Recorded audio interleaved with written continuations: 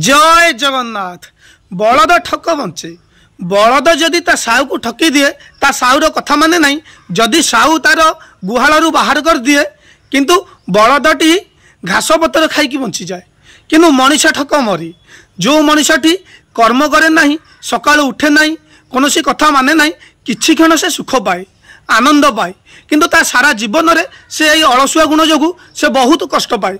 ता से जानी पारे नहीं, किंतु से भावे मु अन्य को ठकी दउछि, किंतु से निज को ठकुछि बोली केभे जाने नहीं। एवं सकालू जो लोकटी उठे ता देह पूरा सतेज हुए एवं सबु काम करने को साहस आसे आउ निजर दृढ़ इच्छा शक्ति पाए। तेणुक निजर दृढ़ इच्छा शक्ति रख। सूर्य उदय न हवा पूर्वर उठ, उठिकी निजर कर्म कर, केभे ठक नहीं। बलद सीना बंचीज, मनीषटी केभे बंचबनी। मनीष ठकिले निश्चय मरिब। रहुछि। नमस्कार। जय जगन्नाथ।